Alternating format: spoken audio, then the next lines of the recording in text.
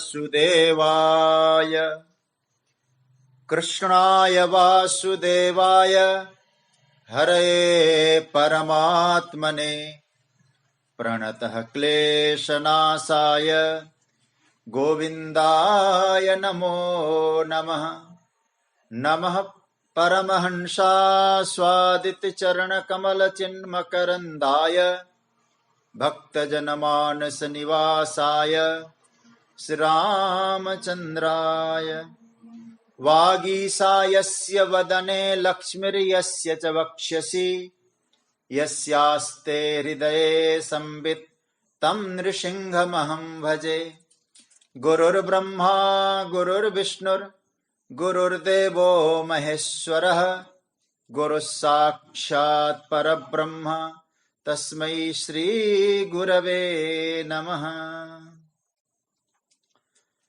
भगवत चरण कमलानुरागी सभी आत्मीय प्रिय परम प्रेमास्पद भगवत प्रेमी जन, स्वाध्याय परिवार के मेरे सभी आत्मीयजन, आप सभी को मेरा प्रणाम वंदन, आप सबका अभिनंदन। राधे राधे। जय श्री कृष्ण, जय सिया राम। प्रभु की मंगलमयी कृपा करुणा से भगवान की पावन उपस्थिति की अनुभूति करते हुए श्रीमद् भगवत गीता के चिंतन की यात्रा में आज हम लोग 156वें दिन में श्रीमद् भगवत गीता पर 8वां जो अध्याय है, जिसको अक्षर ब्रह्म योग कहा है, उस पर चिंतन कर रहे हैं। 5वें श्लोक का चिंतन चल रहा था और उस 5वें श्लोक में भगवान ने ये संकेत दिया कि अर्जुन का जो 7वां प्रश्न था, प्रयाण काले च कथम गेयोसी नियतात्मभि, मरते वक्त आप किस प्रकार से साधक को याद आते हैं, आपको कैसे वो याद करता है, ये प्रश्न था। उस प्रश्न के उत्तर में भगवान ने यहां 5वां श्लोक गाया है। हालांकि इसकी चर्चा कल हम गा चुके हैं, फिर भी आज अच्छा लगेगा एक श्लोक का इसी श्लोक का गान करके हम लोग आगे की यात्रा में जाएं। 5वां श्लोक मैं बोलूं, फिर आप लोग बोलिएगा। अंतकाले च मामेव स्मरन् मुक्त्वा कलेवरम् यः प्रयाति समद्भावम् याति नास्त्यत्र संशयः। भगवान ने कहा कि अंतकाल में मेरा ही, अंतकाल में भी जो मेरा ही स्मरण करता हुआ कलेवर को छोड़ के जाता है, वो मेरे स्वरूप को प्राप्त करता है, इसमें किसी प्रकार का कोई संशय नहीं है, ये प्रभु ने कहा। और यहां अंतकाल शब्द का प्रयोग आया और लगता है कि ये जो उर्दू में जो इंतकाल बोलते हैं ना, वो हमारे संस्कृत का अंतकाल ही है, उनका इंतकाल हो गया, बोले अंतकाल। तो स्मरण करता हुआ, देखो एक बात कल भी मैंने इसका संकेत किया और कथा को विराम दिया था, भगवान का स्मरण मुख्य है। भगवान की जो सेवा है ये दूसरी दिशा है, दूसरा भाव है, लेकिन स्मरण, कल मैंने एक बात कथा के विराम के प्रसंग में कहा था, सेवा विश्व की हो, सुमिरन भगवान का हो। कभी कभी इस गीता के सूत्रों को हम समझ नहीं पाए तो हमने उल्टा कर दिया। उल्टा एक किया, हम भगवान की सेवा में लग गए और विश्व को याद करने लग गए,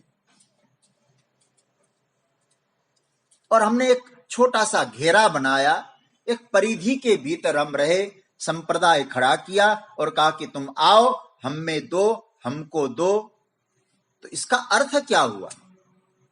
इतना दान दो, तुम्हारा नाम होगा, ये होगा, ये कभी आप चिंतन करना। मैं किसी पर आक्षेप नहीं कर रहा हूं। यह भगवान बार बार कह रहे स्मरण, मेरा स्मरण करो। तुम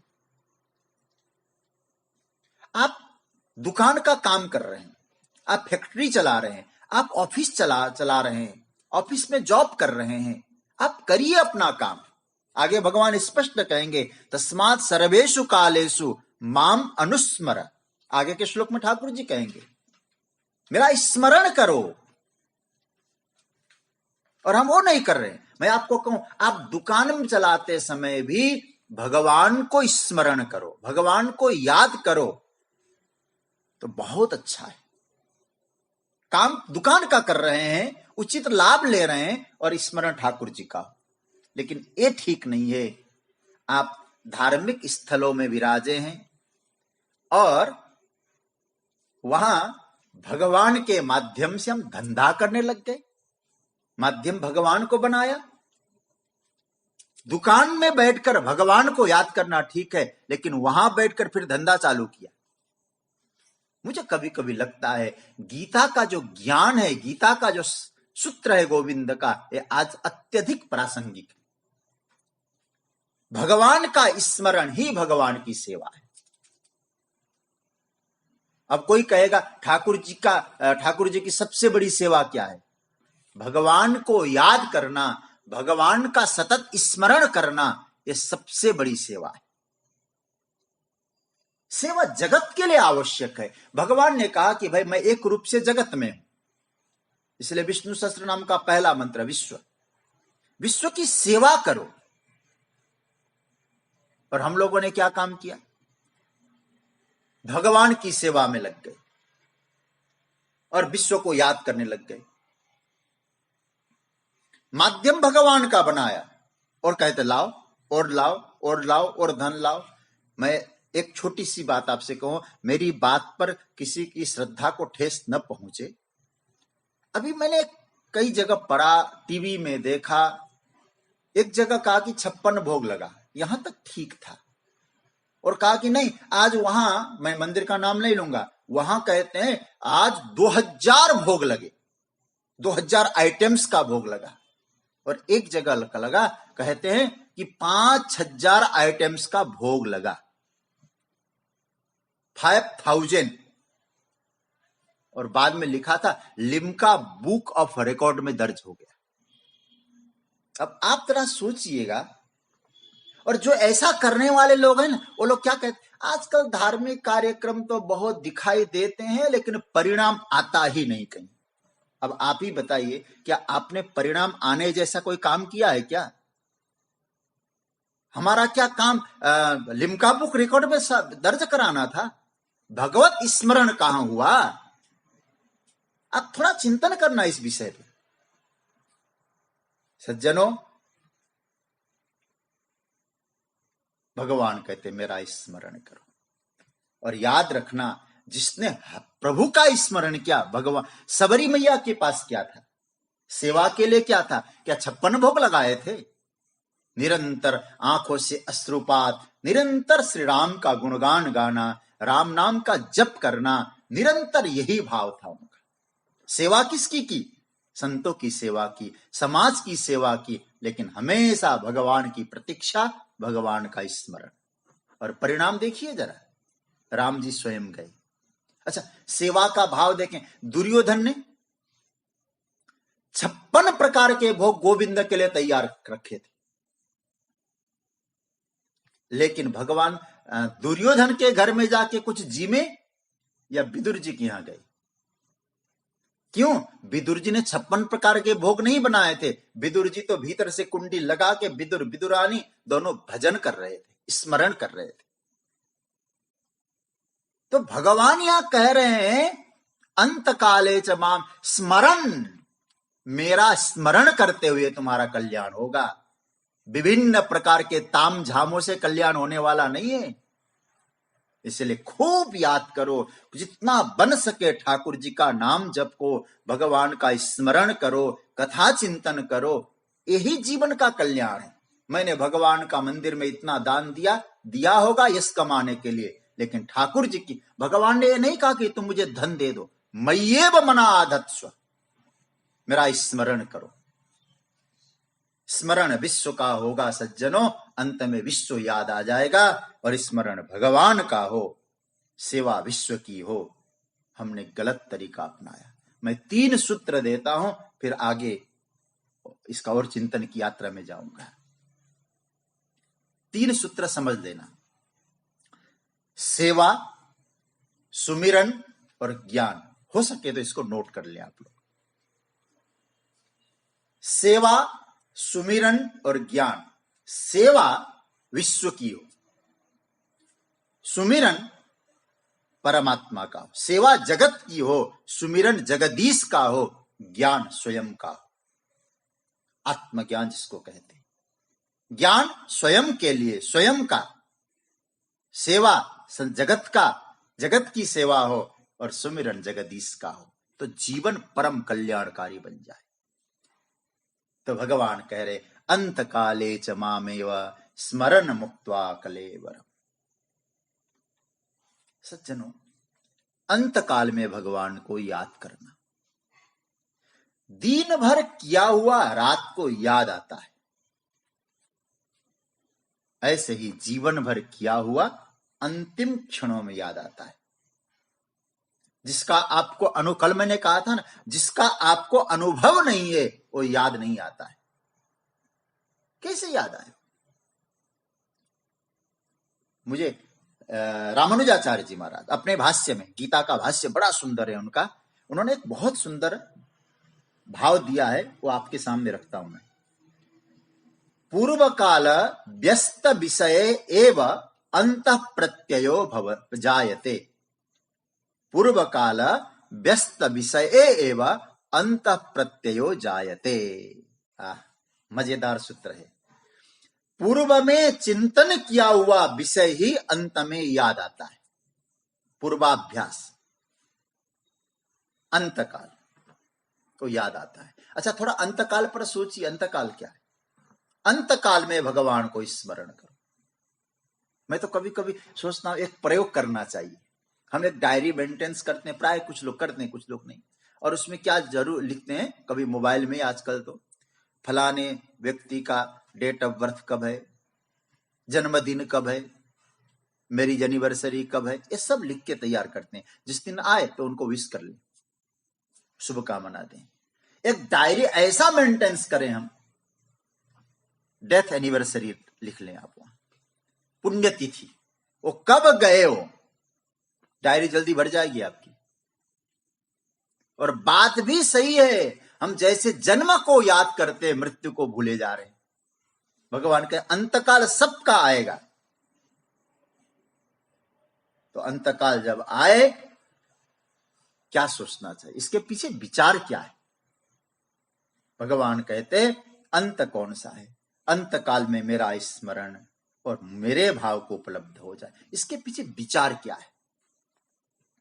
थोड़ा सा हम लोग गंभीरता में चिंतन करें। ऐसा कहा जाता है, तीर्थों में जाकर प्राण त्यागे कोई, उसे मुक्ति मिल जाती है। आप बहुत ध्यान से समझना इस बात को। और इसलिए पुराने जमाने में कहते थे कि मरने का समय आ गया, चलो काशी वास करें, क्योंकि काश्याम मरणान मुक्ति, ऐसे शास्त्रों में कहा है। काशी में मरने से मुक्ति मिलती है, मरने के लिए तीर्थ में जाए। किसी का मंदिर में देह छूटा, कोई व्यक्ति पूजा कर रहा था, पूजा करते करते, पूजा अर्थात पूरा करते ही उसका देह छूटा। वहां क्या है? भगवत स्मरण चल रहा था, उस समय प्राण छोड़ दे तो फिर अच्छी स्थिति है उसकी। सामान्य व्यक्ति के लिए मंदिर में भगवत स्मरण होता है, बाहर निकलकर भले वो छूट जाए। वहां थे तब भगवत स्मरण चल रहा था, तब प्राण निकले, कल्याण हुआ। यह सामान्य स्थिति है। और यहां रखना, वहां भगवत सान्निध्य का जो वातावरण है उसका प्रभाव है। आप जरा सोचिए, ऐसा वातावरण हमें तैयार करना है कि नहीं? फिर वहां तो ठीक है, भगवत सान्निध्य था। महापुरुषों का भगवत स्मरण निरंतर होते रहता है, अथवा यूं कहूं मैं, जिसका निरंतर भगवत स्मरण होता है वो महापुरुष है। बात तो दोनों एक ही। भगवत स्मरण का वातावरण वे लेकर चलते हैं, इसलिए वे जहां जाते हैं वो तीर्थ बन जाता है। नारद भक्ति दर्शन में एक बहुत अच्छा सूत्र आया है, तीर्थी कुर्वन्ति तीर्थानि सुकर्मी कुर्वन्ति कर्माणि सत्शास्त्री कुर्वन्ति शास्त्राणि। बड़ा सुंदर भाव। 69वां सूत्र है नारद भक्ति दर्शन का। वो कहता है कि महापुरुष कौन है? जहां जाएं उसे तीर्थ बना दें, जिस ग्रंथ को छू लें उसे सत्शास्त्र बना दें, जिस कर्म में हाथ लगाएं उसे सत्कर्म बना दें, वो संत है। तो इसका अर्थ क्या है? मैं तो कहा करता हूं कि कई तीर्थ मिल जाए, एक संत को प्रकट नहीं कर सकते, लेकिन एक भगवत स्मरण करने वाला संत चाहे कई तीर्थों को प्रकट कर देगा। तो सज्जनों, मैं स्मरण करूंगा आज गीता वाटिका गोरखपुर। ठाकुर जी की कृपा से कई बार जाने का अवसर मिला। कई बार हमने गोपी गीत पर चर्चा की, कभी श्रीमद् भागवत पर चर्चा हुई। वहां बड़ा दिव्य स्थल है, और वहां पूज्य राधा बाबा जी का स्थान, इधर पूज्यपाद भाई श्री हनुमान प्रसाद पोद्दार जी की दिव्य समाधि, उधर बाबा जी। तो कहने का तात्पर्य क्या हुआ? कहने का अर्थ है जो संतों का स्थान है, महापुरुषों ने जहां साधना की, वो साधना के जो परमाणु है वहां जाकर आप साधना करें। क्या हुआ? तो मैं जो चर्चा कर रहा था, तो इस प्रकार से वहां जो संत, आप भी इस प्रकार की स्थिति कर सकते हैं। मैं इसलिए कह रहा हूं कि आप कहीं जाकर मंदिर तीर्थ में जाकर भगवान का भजन करें, वो तो भगवत संबंधी वातावरण है, लेकिन आप जहां बैठेंगे वहीं आप भगवत स्मरण पूर्वक यात्रा करेंगे, वो तीर्थ बन जाएगा। घर को तीर्थ बनाइए, अपने घर को तीर्थ बनाइए। गृहे तपोवनम, तो क्यों? और घर में निरंतर भगवत भजन हो जाए तो वो घर तीर्थ बनेगा, और कोई भीतर प्रवेश करेगा, वातावरण मिलेगा, वो भी भगवत स्मरण करने लग जाएगा। कहने का तात्पर्य है, भगवान कह रहे हैं, अंत काले च मामेव स्मरण मुक्त्वा कलेवरम। अंत काल में जो मुझे याद कर शरीर को छोड़ता है, शरीर को छोड़कर जो जीवात्मा जाता है वो मुझे पाता है। अब थोड़ा सा हम लोग और गंभीरता में जाके चिंतन करने की आवश्यकता समझता हूं मैं। देखिए, इसका अर्थ यह हुआ, शरीर को भगवान ने कहा मुक्त्वा, मुक्त्वा शब्द का छोड़कर। इसका अर्थ क्या हुआ? शरीर से हम पहले से भिन्न थे, शरीर को छोड़ना। जैसे मैं उदाहरण के तौर पे कहूं, आप किसी फंक्शन में गए, और फंक्शन में जब गए तो अच्छे कपड़े पहन के आप गए, और घर में वापस लौट के आए तो आपने उन कपड़ों को उतारा, आपने कपड़े छोड़ दिए। इसका मतलब क्या हुआ? आप वो कपड़े नहीं थे, आप कपड़े नहीं थे।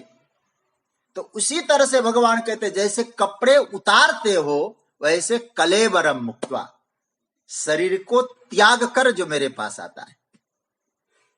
अब मैं जब कलेवर शब्द आता है ना, मुझे श्रीमद् भागवत याद आती है। आज मैं सुबह ऐसे चिंतन कर रहा था तो मुझे भीष्म जी याद आए। भीष्म जी महाराज ने अपनी स्तुति में 2 बार कलेवर की चर्चा की।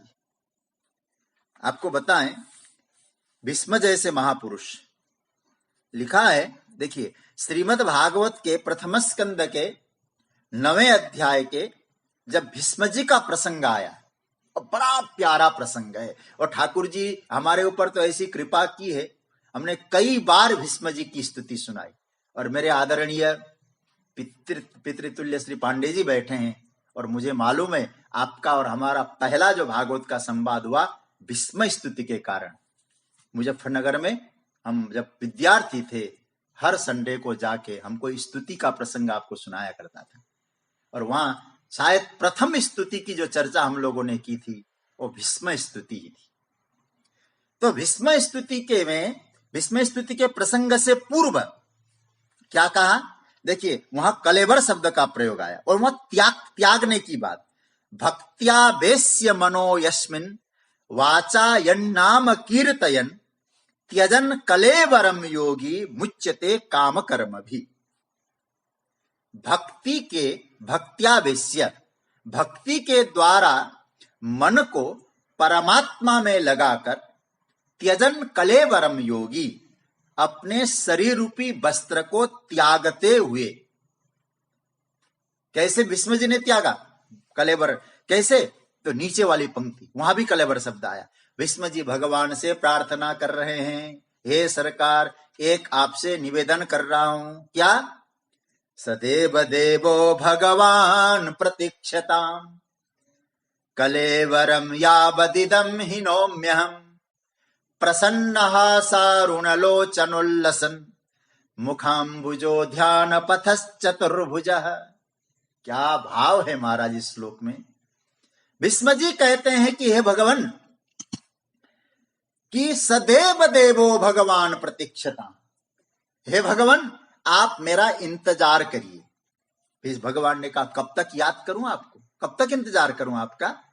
तो भीष्म जी ने कहा कलेवरम यावदिदं हि नौम्यहम्, जब तक मैं शरीर को न त्याग, वहां शरीर नहीं कहा कलेवर, जैसे हम पुस्तक में जीर्ण लगाते हैं ना, उसको कलेवर बोलते हैं, ऊपर का एक आवरण में।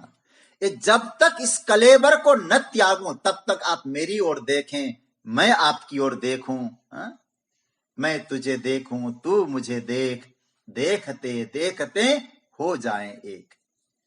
बिहारी जी की एक पंक्ति याद आती है, मोहन राखो नैन में पलक बंद करी ले हूं, मैं नहीं देखूं और को ना तो है देख न दे हूं। तो कहते हैं कि भीष्म जी मैं इस शरीर को जब तक न त्यागू तब तक मुझे मेरी ओर देखो, क्योंकि भीष्म जी भक्ति करते करते ये भाव आ गया, मैं तो भगवान का हूं, शरीर तो मेरा क्या है, त्यागने के लिए वस्त्र है। अंत काल में इस तरह से शरीर वस्त्र है, उसको त्यागते हुए मेरा स्मरण जो करता है वो मुझे ही पाता है। अंतकाल शब्द का प्रयोग, इसलिए अंतकाल का बड़ा महत्व होता है। जीवन भर जो आपने किया है और पूर्व संस्कार अंत में याद आते हैं। हमारे गीता प्रेस के संस्थापक पूज्यपाद सेठ जयदयाल गोविंदका जी, वो एक कथा लिखते हैं। बोले एक व्यक्ति फोटो खिंचवाना था। अब आजकल तो मोबाइल में आया इस तरह से, पहले तो फोटो खींचना भी एक शान वाली बात थी। किसी ने के पास कैमरा था, वो फोटो खिंचवाने गया, शेविंग उबिंग करके बहुत सुटेट बुटेट होके गया, और कहा कि वो कैमरामैन ने रेडी जैसे कहा, ठीक। तो क्या हुआ, तो तुरंत महाराज उसके नाक के पास आकर, होठों के पास आकर एक मक्खी बैठ गई, और मक्खी जैसे बैठ गई मुंह विचक गया, और जैसे मुंह विचकाया फोटो वैसे आ गया। तो यहां कहते हैं कि अंत काल में आपकी भावना अच्छी बने, मद भावम याति, फिर महाराज फोटो ऐसे निकलेगा, कलेवर छोड़कर मुझे पाता है। इसका अर्थ क्या है, और गंभीर बात कहूं, देखिए ये जो कलेवरम शब्द का प्रयोग किया है, इसका अर्थ है जो आप नहीं है उसे छोड़ना है, जो आप हैं उसे पाना है। आप समझ रहे होंगे इसका अर्थ क्या है। परमात्मा हमारा है, उस हमारे को पाना है। इसका एक सूत्र में मैं कहूं, जीवात्मा और परमात्मा का अभिन्न संबंध है। हम परमात्मा के हैं, परमात्मा हमारा है। वेदों में जो चार महावाक्य कहे गए हैं, अयम आत्मा ब्रह्म, प्रज्ञानम ब्रह्म तत्वमसि अहम ब्रह्मास्मि। हम परमात्मा, इसलिए बोला कलेवरम त्यक्त्वा प्रयाति, कलेवर को त्याग कर जो जाता है। एक बात और मैं आपसे कहूं, थोड़ा व्याकरण का थोड़ा भाव मेरे मन में आ रहा है और आप समझ भी जाएंगे। देखिए क्या लिखा है इसमें, इस श्लोक को जरा अच्छी तरह से पकड़ना। देखिए नीचे लिखा है य प्रयाति स मद भावम याति नास्त्यत्र संशय। इसका हम लोग अर्थ करेंगे, क्या हो गया, कलेवरम मुक्त्वा यह प्रयाति स मद भावम याति। हम लोग संस्कृत में बोलेंगे ना, ऐसा होगा, यह कलेवरम त्यक्त्वा प्रयाति स मद भावम याति। हम पूज्य पांडे जी को इसमें शामिल करूंगा। यहां बड़ा सुंदर भाव दिया। प्रयाति में उपसर्ग का प्रयोग है, याति में कोई उपसर्ग नहीं। जहां उपसर्ग का प्रयोग हुआ, जैसे याति और प्रयाति, जैसे आरंभ और प्रारंभ, बात तो एक ही है, लेकिन प्रारंभ जब बोलते हैं तो विशेष रूप होता है। जैसे अब प्रयाति मतलब शरीर को छोड़कर जाता है, तो भगवान में याति पाता है। तो भगवान को पाना साधारण हो गया, शरीर को छोड़ के जाना विशेष हो गया, ये अर्थ हो गया। अब ये तो थोड़ा उल्टा सा ऐसा लग रहा है, भगवान क्या कह रहे हैं यहाँ पे, हमें तो आपको पाना ही विशेष होना चाहिए, शरीर को छोड़ना तो सामान्य होना चाहिए। भगवान ये नहीं कहना चाहते, भगवान कहना चाहते मैं तो मिले मिलाया हूं, तुम्हारे शरीर की आसक्ति छूटना ही विशेष बात है। मुझे पाना क्योंकि मैं नित्य प्राप्त हूं, लेकिन तुम समझ नहीं पायो, जिस दिन तुम्हारे शरीर की आसक्ति छूटेगी उसी दिन मैं तुम्हारे सामने मिलूंगा। देहासक्ति छूटे तो परमात्मा प्राप्त हो। तो इसका अर्थ क्या हुआ, देखो प्रकर्षण याति जो बात है, प्रयाति समझदारी से जागृति पूर्वक उस अवेयरनेस होकर जो जाता है और शरीर छोड़कर जाता है तो प्रयाति। मदभावम याति, फिर भगवान कहते मेरे घर आ जाता है। तो घर आ जाता है, समझ में नहीं आया सरकार। बोले देखो कोई व्यक्ति कहीं से वापस आता है तो जहां से आता होगा वहां तुम्हें विदाई देंगे। अच्छा काम किया है ना तो विदाई देने आएंगे, लेकिन जब घर में तुम पहुंचोगे, क्या तुम्हारी पत्नी फूलमाला लेकर बाहर खड़ी रहेगी, बैंड बाजे बजाए जाएंगे क्या? बोले नहीं, घर वापसी में क्या दिक्कत है। और घर वापसी शब्द कहीं आप लोग कंट्रोवर्सी में न लेना। तो कहने का तात्पर्य यह है, देखिए मैं उदाहरण के तौर पे और अपनी बात कह दूं। हम जैसे कथा करके निकलते हैं, अभी तो घर से ही हम लोग यात्रा कर रहे हैं कथा की। जैसे कथा में ही मैं प्राय समय, अत्यधिक समय कथा में बीतता था, और अभी भी अब जब सब ठीक ठाक हो जाएगा फिर कथा की यात्रा में निकलूंगा। तो जहां कथा करके मैं निकलता, अब लोग जहां स्टेशन पे छोड़ने आते हैं, एयरपोर्ट पे छोड़ने आते हैं, माला पहनाते, बटाटा बाई बाई जो जो करना करते हैं, वहां से शायद कथा सुना के आया हूं ना, इसलिए अच्छा काम करके तो घर में जाता हूं तो कभी कभी तो दरवाजा भी स्वयं खोलना पड़ेगा, कोई मिले या ना मिले। कहने का तात्पर्य यह है कि आप कहां से अच्छा काम करके जा रहे हो, तुम्हारा स्वागत होगा। परमात्मा तो अपना है, वहां क्या औपचारिकता है, क्या फॉर्मेलिटी है, वहां स्वागत की कोई आवश्यकता ही नहीं। इसलिए निकलना प्रयाति, पहुंचना याति। सुंदर तरीके से विदाई लेके जाओ और सज्जनों देवता स्वागत करेंगे, अनासक्त होके जाओ। मैं भीष्म जी की बात, मुझे भीष्म जी खूब याद आ रहे हैं। भीष्म जी की बात कहूं, जिस समय भीष्म जी ने शरीर को त्यागा, कलेवर छोड़ा, परमात्मा के धाम में पहुंचने से पहले क्या हुआ, श्री सूत जी महाराज वर्णन कर रहे हैं। जैसे अभी भगवान के धाम की यात्रा चल रही है, ठाकुर जी के धाम में नहीं पहुंचे, कहते तत्र दुंदुभयोर्नेदुर देवमानव बाधिता ससंसु साधवो राज्ञाम खात्पेतु पुष्पवृष्टयः।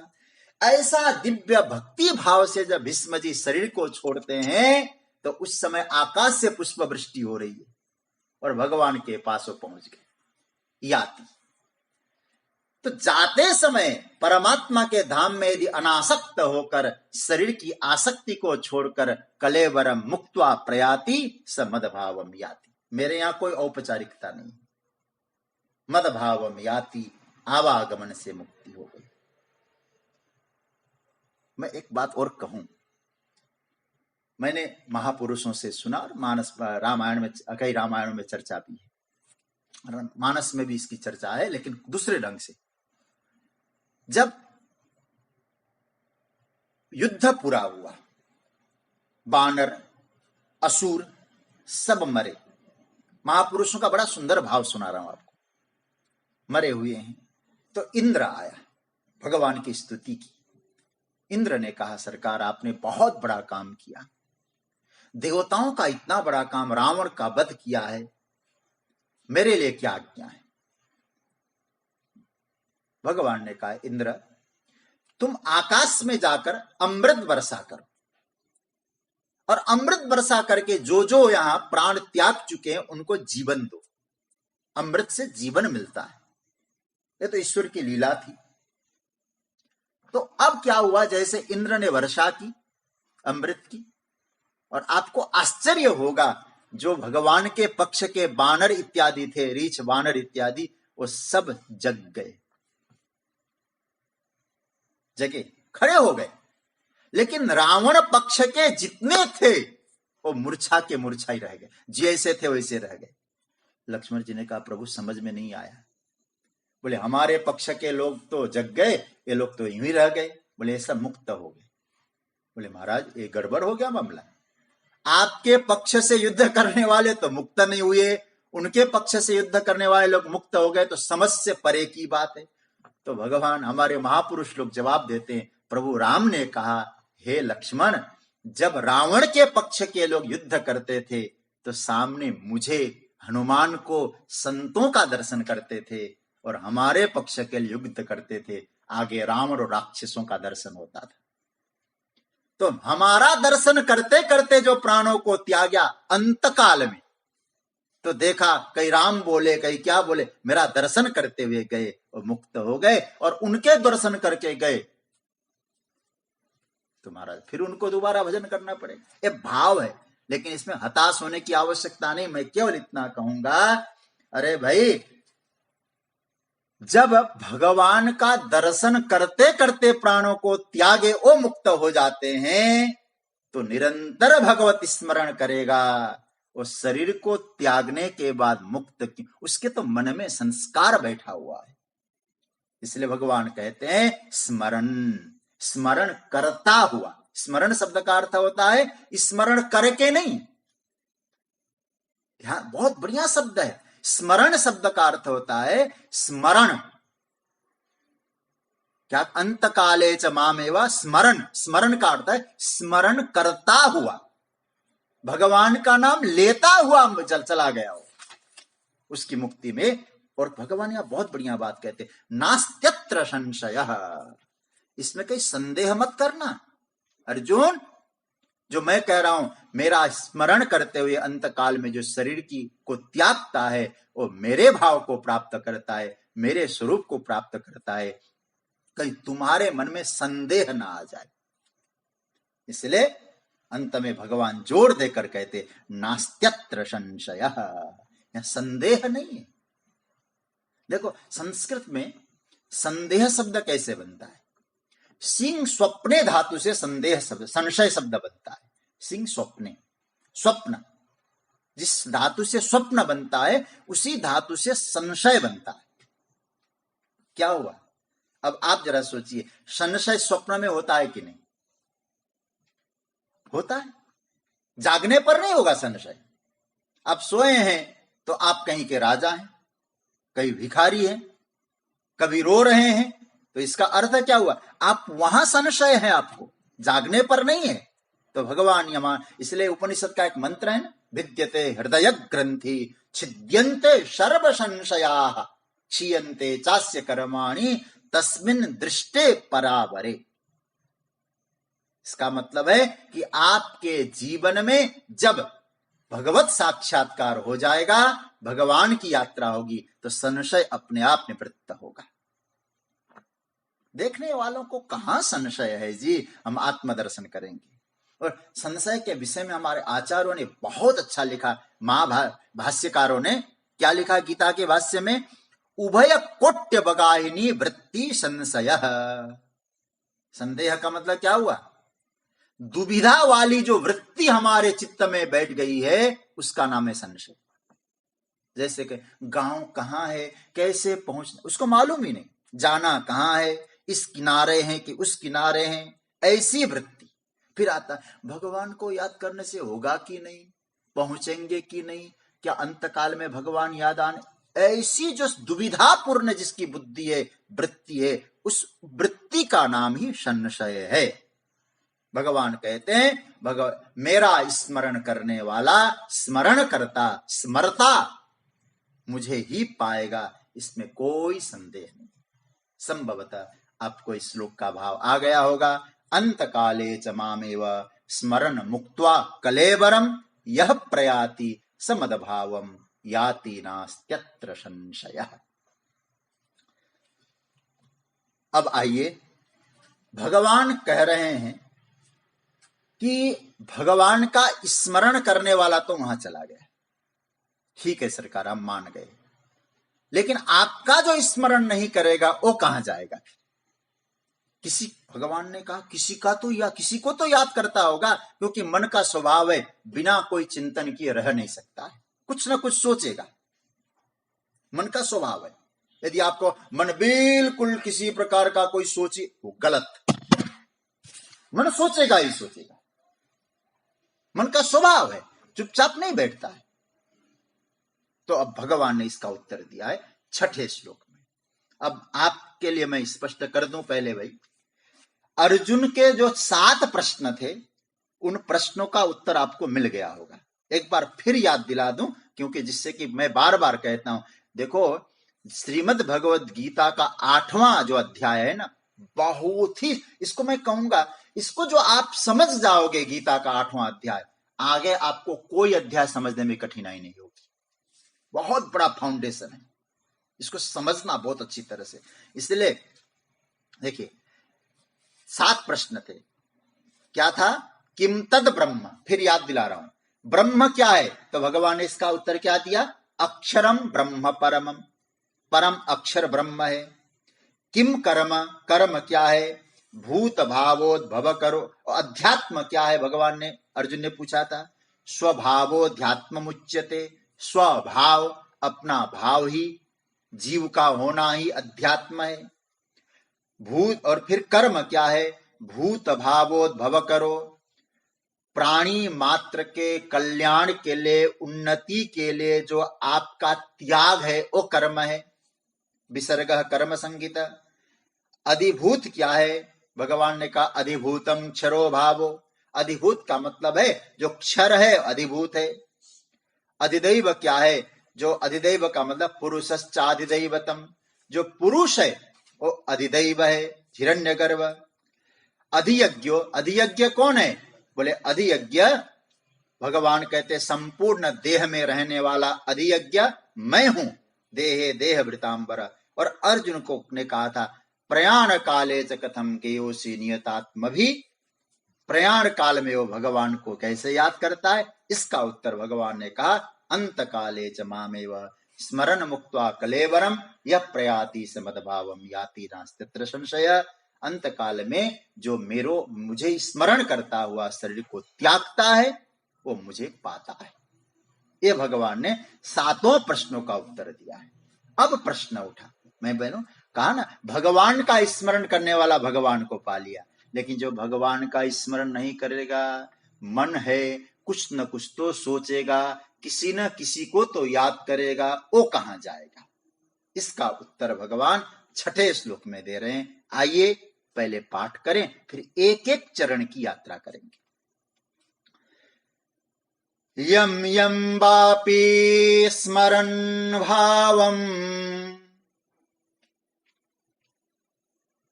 त्यजत्यन्ते कलेवरम् तं तमेवैति कौन्तेय सदा तद भाव भावितः।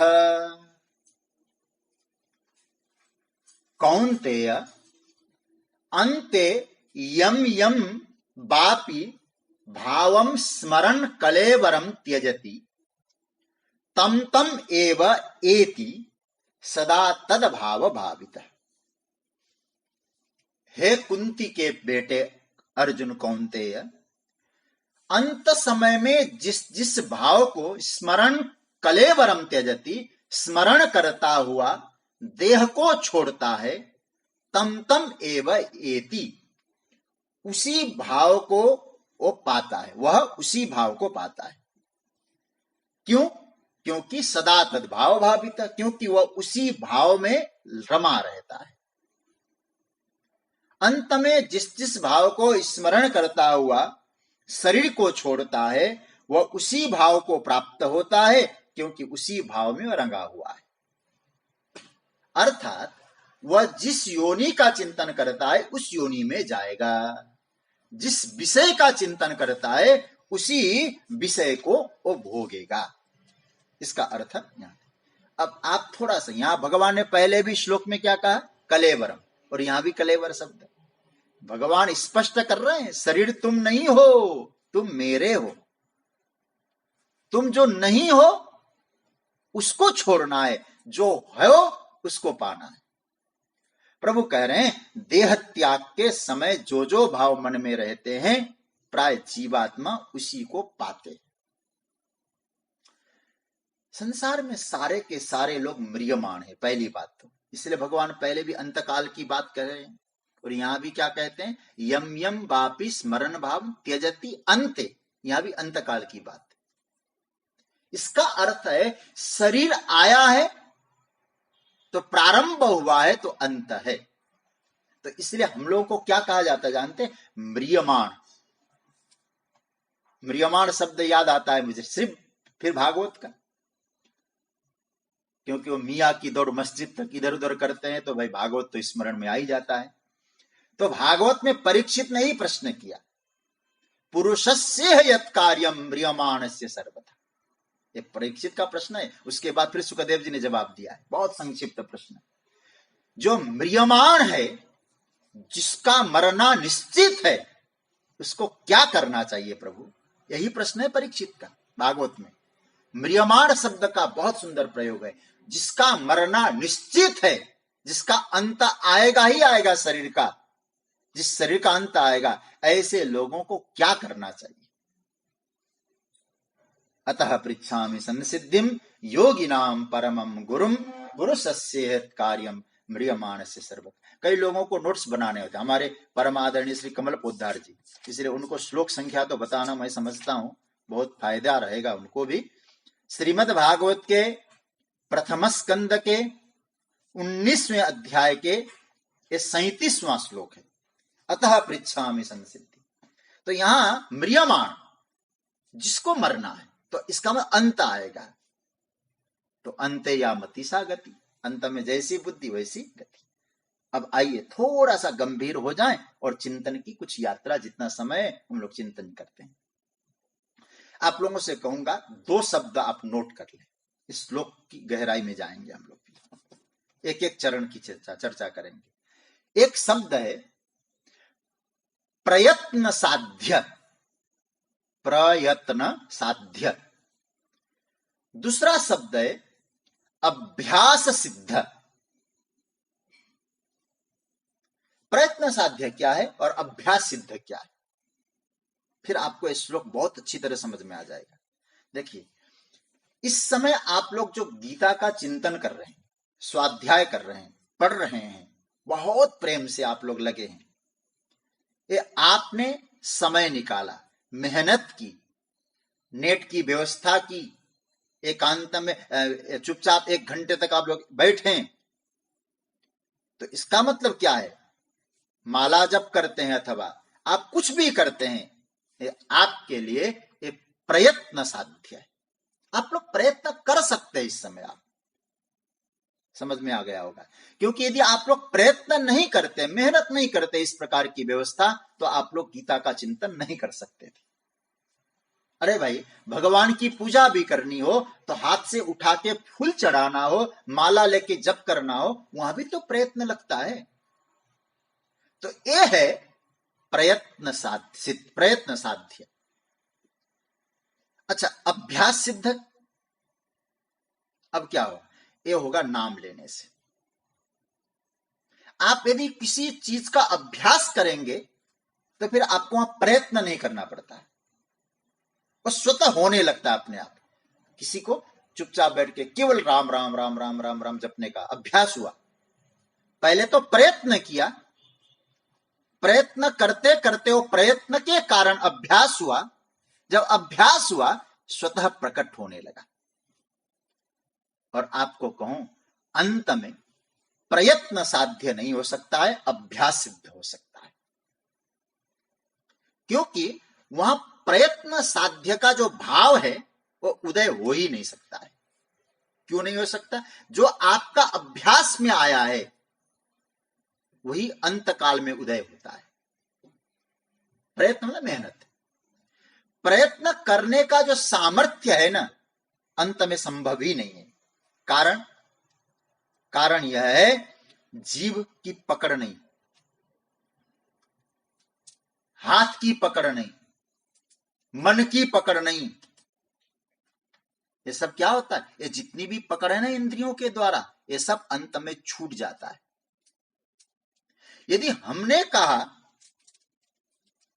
अभी नहीं, उसी समय करेंगे हम लोग, अभी नहीं करेंगे, ये समझदारी नहीं है। क्योंकि उस समय आपका प्रयत्न साध्य काम नहीं आएगा, अभ्यास सिद्ध काम आएगा।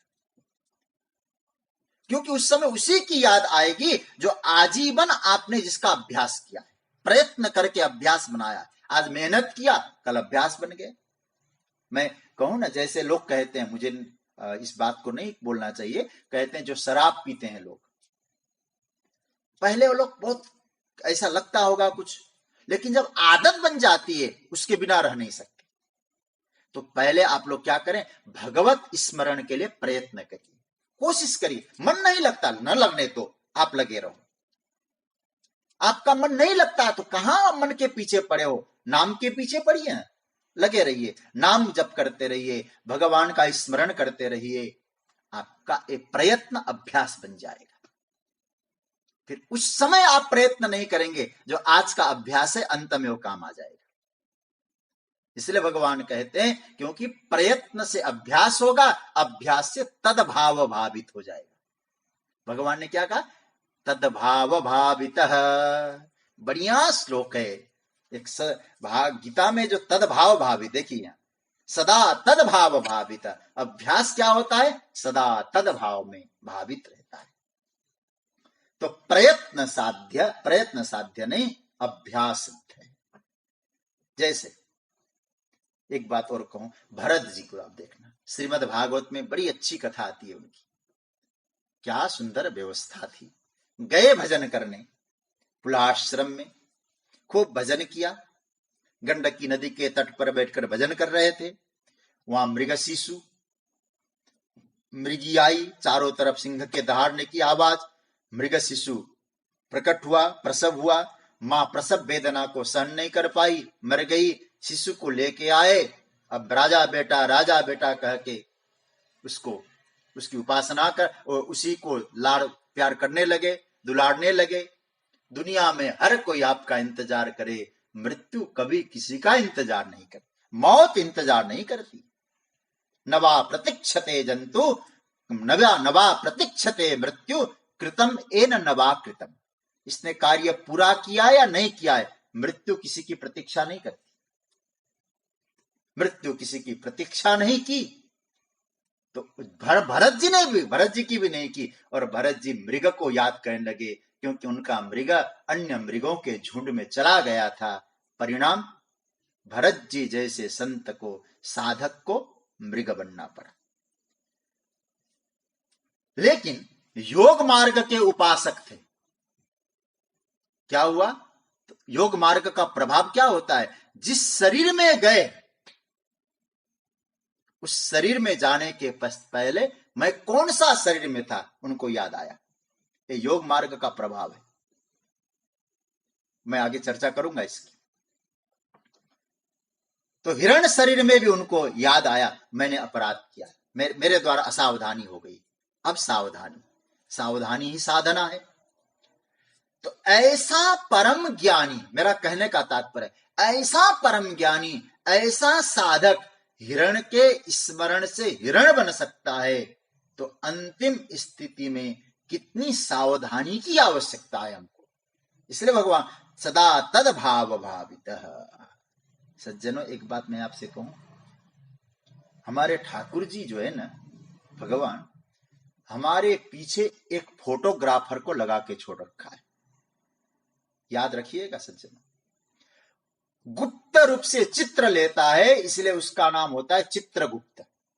गुप्त रूप से, प्रकट नहीं होता कहां फोटो लिया, लेकिन गुप्त रूप से लेता है। तो हम तो बड़ा सुंदर होके रोज बैठ जाते हैं। बोले नहीं, तुम्हारे शरीर का फोटो लेता ही नहीं, गुप्त रूप से लेता है, मतलब वो भीतर आपके मन की स्थिति का लेता है। क्योंकि भगवान कहते मुझे जो चाहिए उसका फोटो लेना। चित्रगुप्त ने पूछा क्या चाहिए आपको? बोले उसका तन से मतलब नहीं। तन से मतलब होता तो शूर्पणखा सुंदरी बन के गई थी। शूर्पणखा को भगवान ने सुंदरी नहीं कहा, सबरी सुंदर नहीं थी, सबरी के यहां गई। भगवान कहते उसके तन का कोई मतलब नहीं, मुझे तन का फोटो मत लेना। फिर कहा कि अच्छा कितना संपत्ति, धन? बोले नहीं चाहिए, धन तो मेरी पत्नी का नाम है लक्ष्मी, क्या संसार को लक्ष्मी धन देती है, क्या धन की जरूरत है? फिर क्या लेना? बोले उसका मन का फोटो लेना, याद किसको करता है। और हर क्षण फोटो जा रहा है भगवान के पास। तो फिर क्या होता है? तो उसके बाद फोटो खींचता है ना, भगवान को फॉरवर्ड कर देता है। भगवान देखते हैं, ओ इसका ये याद किया, याद किया। और अंतिम समय देखते हैं, प्राण त्यागते समय, शरीर को त्यागते समय फोटो किसका है? तो जिसका फोटो वही बना। भरत जी अंतिम समय में हिरण को याद किए, तो चित्रगुप्त ने फोटो खींचा। इनके मन में किसका चित्र था? बोले हिरण का, हिरण बन गया।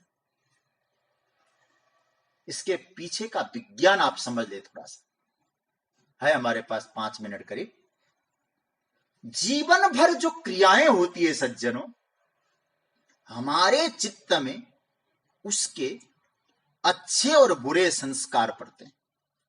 जीवन भर की क्रियाओं का संस्कार हमारे चित्त में पड़ते हैं। अब आधुनिक भाव में मैं आपको जब बताना चाह रहा हूं, कई बार ऐसा होता है, हम तो कहते हैं हम तो ऐसा किए नहीं। अरे भाई, तुम्हें याद नहीं होगा, कितनों को याद किया? हमें सब याद है क्या? जैसे एक कंप्यूटर है, जैसे मैं आपको लैपटॉप में बैठकर आपको कथा सुना रहा हूं। अब जरा देखिए, इसमें हमने जो जो डाला है, जो जो फाइल्स बनाए, छोटे छोटे फाइल, बड़े बड़े फाइल्स, वो सब बना दिए हमने। और कहते हैं कि भाई बहुत ज्यादा हो गए, हम डिलीट कर देते। हमने डिलीट कर दिया, रिसाइकल बिन में चला गया। आप थोड़ा सा सोचिए, ऐसा मैंने आप जानते होंगे, और कोई अच्छा सॉफ्टवेयर हार्डवेयर का जानकार हो, ऐसा गजब का कंप्यूटर इंजीनियर हो, आपके डिलीट किए हुए जितने भी डेटा है, फाइल छोड़ दीजिए और डेट वाइज आपके सामने रख देगा। आप कहेंगे हाँ, हमें तो मालूम भी नहीं है कुछ। ये चित्त इसी प्रकार का एक कंप्यूटर है, लैपटॉप है, और इसमें विभिन्न प्रकार के फाइल हो गए, और हमने डिलीट करना चाहा लेकिन भर गए। चित्रगुप्त ने फोटो खींच के रखा है। और याद रखना, ये तो कंप्यूटर क्या है, मानव शरीर की, मानव बुद्धि का बनाया हुआ एक यंत्र है। वो तो परमात्मा का बनाया हुआ है। ये तो चित्त तो यहां से भले ही डिलीट कर दो, और कंप्यूटर में ठीक है हमें नहीं चाहिए, लैपटॉप को फेंक सकते हो, जला सकते हो, लेकिन चित्त ये तो रहेगा।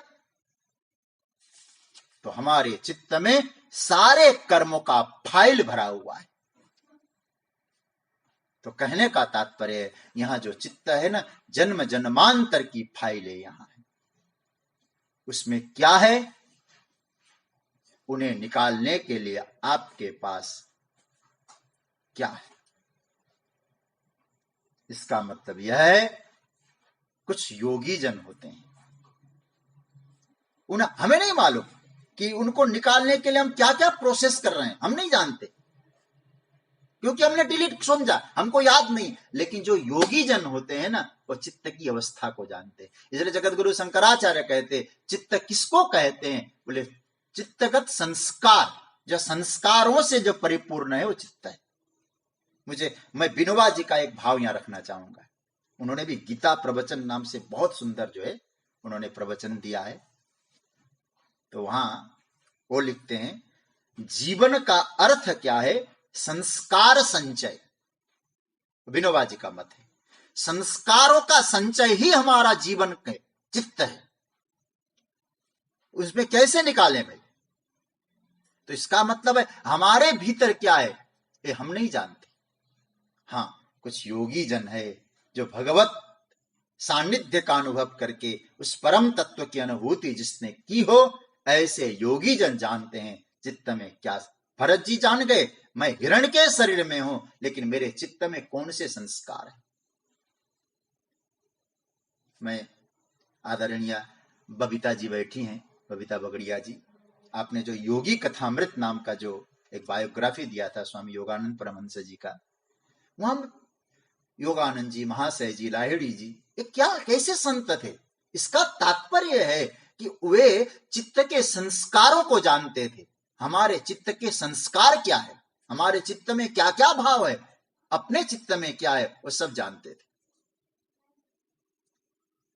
इसलिए सज्जनों, कहने का तात्पर्य, मैंने सुना है कि भगवान महावीर के पास कोई जाता था, कहा कि मैं आपके चरणों में आके साधन भजन करना चाहूंगा। बोले ठीक है आओ। कहते मुझे इस प्राप्त की इच्छा है, कोई धन का चाहता है कोई। तो कहते तुम्हारा पूर्व जन्म ये है, तुम ऐसे थे, तुम्हें तो धन के प्रति उसकी लालसा थी, वो सब समझा देते। पूर्व जन्म का उनको ज्ञान था, हर किसी का पूर्व जन्म जानते थे। तो कहने का तात्पर्य है सज्जनों, ये जो चित्त का जो है पिटारा है ना, इस पिटारे में सारे हमारे संस्कार भरे हैं। ये संस्कार जो भरे होते हैं तो क्या होता है, ये अंत काल में एक प्रकट होते हैं। तो चित्त में अच्छे संस्कार भरने हैं तो हमें क्या करना है, भगवान कहते यम यम वापि स्मरण भावम, जिसको याद करके जाएंगे, चित्त में संस्कार किसके पड़े हैं, तम तमे वैति कौन्तेय, और उसी को प्राप्त होता है। यदि भगवान को याद करके जाएंगे तो भगवान को प्राप्त होंगे, नासवान को याद करके जाएंगे नासवान को प्राप्त होंगे। मुख्यतः हमने चित्त में कौन कौन से संस्कारों का संचय किया है, यह इसका महत्वपूर्ण बात है। कहने का तात्पर्य यह है, हमें भले ही याद न हो, हमारे में है तो आप एक काम करिए, निरंतर भगवत स्मरण करिए। तो निरंतर भगवत स्मरण का प्रयत्न करिए। आज प्रारब्ध को गोली मारिए, प्रारब्ध में होगा तो देखा जाएगा, कल इसकी मैं चर्चा करूंगा। प्रारब्ध की चर्चा छोड़कर प्रयत्न करिए, जितना बन सके समय का सदुपयोग करें, भगवत स्मरण करें। ये प्रयत्न साध्य अभ्यास सिद्ध हो जाएगा, और जिस दिन ये प्रयत्न साध्य अभ्यास सिद्ध बन जाएगा, फिर आप जब भी याद करेंगे परमात्मा को ही याद करेंगे, और भगवान को याद करेंगे तो या ठाकुर जी की दया हो जाएगी। फिर आप उनको स्मरण करके जाएंगे तो भगवान को ही पाएंगे। नहीं तो फिर चित्त के संस्कार अंत में प्रकट होकर कहीं हमको यम यम वापि स्मरण भावम त्यजत्यन्ते कलेवरम तम तमे वैति कौन्तेय सदा तत् भाव भावितः। भगवद भाव से भावित हो जाएं। जब भी आप याद करें परमात्मा ही याद में आए तो जीवन कल्याणकारी बन जाए। ऐसा दिव्य संदेश प्रभु ने दिया है। आगे की चर्चा हम लोग कल करेंगे। कृष्णाय वासुदेवाय हरे परमात्मने